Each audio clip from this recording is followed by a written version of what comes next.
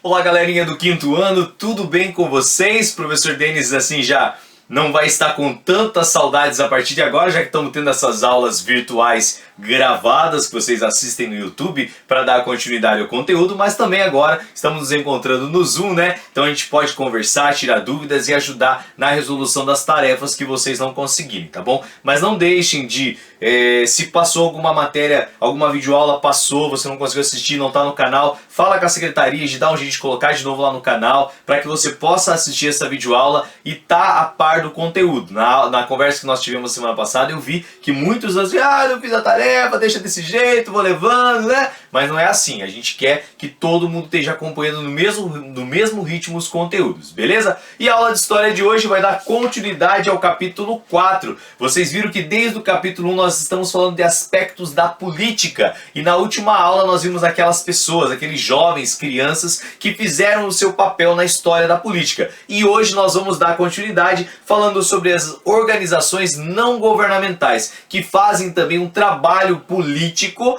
não às vezes ligados ao governo, na maioria deles não, mas que ajudam muitas pessoas. Lembrando que política é buscar o bem comum de todos, né? E essas ONGs, organizações não governamentais, fazem muito esse trabalho com crianças, animais, idosos e muitas pessoas que precisam também. Vamos lá então? Confira aí.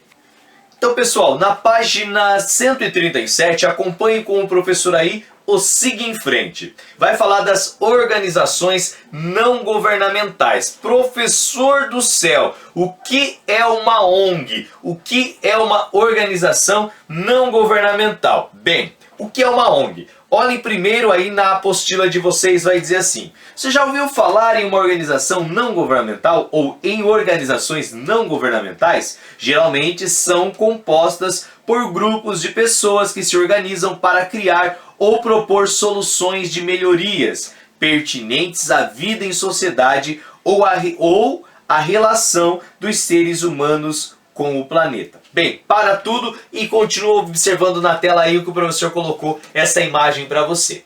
ONG, constituída pela vontade autônoma de mulheres e homens que se reúnem com a finalidade de promover objetivos comuns de forma não lucrativa, visando sempre a ajuda das pessoas. 3 formatos de ONG existem: associações, associação, fundação e organização religiosa. Juridicamente, toda ONG é associação civil ou fundação privada. Vai dizer na próxima tela assim, ó: as ONGs são organismos não governamentais, não ligados ao governo, criados pela sociedade civil, pela população, para auxiliar o Estado, para auxiliar o governo na consecução de seu objetivo mais importante, que é garantir o pleno exercício da cidadania e da democracia. Em geral, essas organizações existem para atender a fins sociais, ambientais e também ecológicos. Vai aparecer aí uma figurinha bem legal. O menininho perguntando: pai, o que significa ONG? O pai meio fora da casinha vai ler assim, ó: ONG? Olho na grana. E ele tá lendo o jornalzinho dizendo escândalo nas ONGs, né? Só pra gente dar uma descontraída, tá? Então, pessoal, quando surgiu as ONGs? Bem, as ONGs surgiram depois da Segunda Guerra Mundial, na iniciativa de pessoas de ajudarem quem precisava, principalmente a população que foi atingida, né, pela Segunda Guerra Mundial. Foi ali que surgiu as ONGs, Estados Unidos. Na apostila nós temos algumas imagens, né, de algumas ONGs bem conhecidas. O professor vai colocar algumas delas que tem na apostila. Tá aí a SOS Mata Atlântica, que é uma ONG que atua na proteção dos animais terrestres, dos animais dos rios, dos animais que existem na floresta, na Mata Atlântica brasileira, e também ajuda a proteger essa Mata Atlântica, já que é uma mata conservada desde a época do descobrimento do Brasil. Nós vamos ter também ali deixa eu achar ela aqui para vocês. Nós vamos ter ali também a União Internacional Protetora dos Animais. A da apostila de vocês é a seção São Paulo. A que eu coloquei na tela é a seção Jundiaí. Ela acontece em todo mundo. Ajuda a proteger animais, a castrar animais e também a tirar animais das ruas. Vamos ter também ali a Fundação Abrinq. A Fundação Abrinq é uma das mais conhecidas, que traz algumas empresas aí que ajudam a educação no nosso país. Temos a WWF, né, que também é uma ONG defensora da natureza e dos animais em extinção. Temos o Greenpeace também, que ajuda aí defendendo aí os animais marinhos e outras coisas também no planeta. E também Todos pela Educação, que é uma ONG brasileira que ajuda com práticas educacionais nas escolas e nas localidades que é onde o ensino é mais fraco. Aí voltando na apostila, vai dizer assim, ó: as ONGs atuam em diversas áreas, por exemplo, proteção de animais, combate à pobreza, educação, preservação ambiental,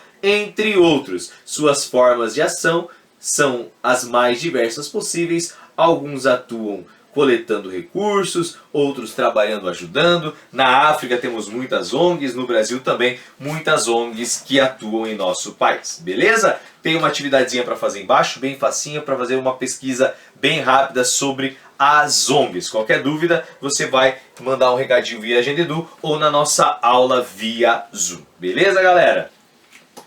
Pessoal, continuando a nossa aula, na página 138 vai falar os setores da economia. Vamos conferir juntos lá? Falamos sobre ONGs, instituições não governamentais, e agora vamos falar sobre os setores da economia. Confira aí. Atualmente é muito comum vermos a denominação terceiro setor para se referir ao trabalho das ONGs. Mas quais seriam o primeiro, o segundo e o terceiro setor? Vamos entender então juntos lá. Confiram com o professor.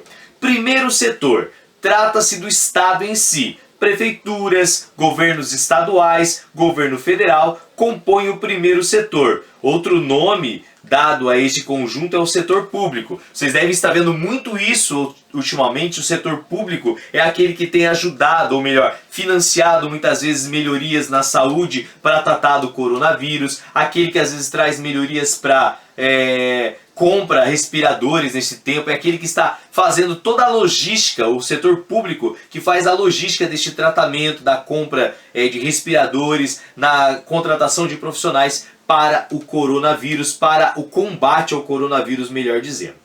Aí teremos o segundo setor. Trata-se do conjunto de empresas privadas, quando é privada que tem um dono, tem como finalidade a obtenção de lucro para seus sócios, donos ou investidores. Primeiro, o setor público, que é o primeiro setor. O segundo setor são empresas que trabalham, que fazem a sua mercadoria girar na economia local, do estado, do município ou do país. São aquelas pessoas que têm um conjunto de empresas ou que são de um grupo de empresas que fazem o giro da economia acontecer.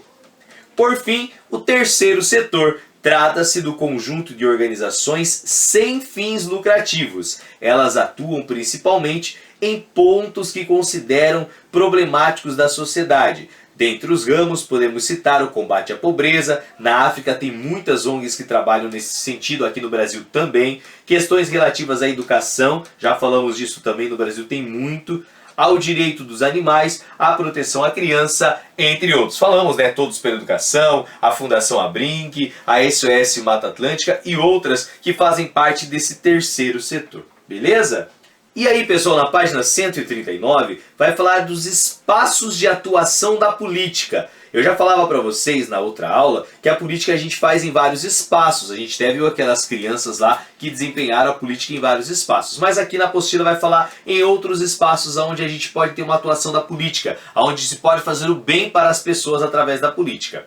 A música foi e ainda é muito utilizada para propagar ideias políticas. No Brasil temos, por exemplo, de diversos artistas que criticavam de forma direta ou indireta a ditadura militar nas letras de suas canções, por exemplo, Caetano Veloso.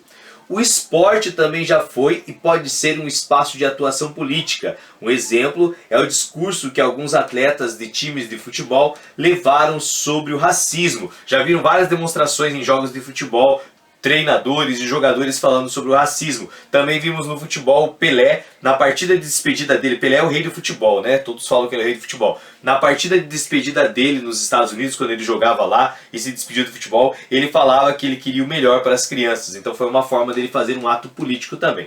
Hoje, as redes sociais contribuem muito para organizar pessoas e gerar discussões em prol de uma causa. Movimentos surgidos da internet podem proporcionar grandes mudanças sociais. Lembro que a gente teve o impeachment da presidente do Brasil passada, grandes manifestações começaram na internet, foram para as ruas pedindo o impeachment da ex-presidente do Brasil, tá?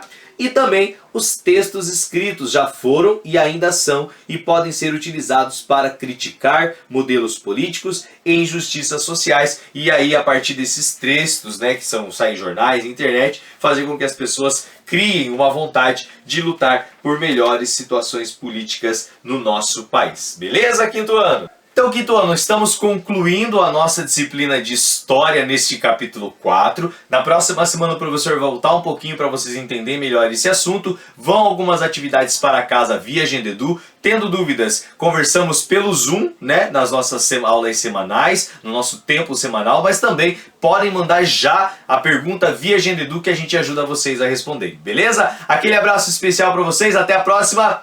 Beijo, tchau!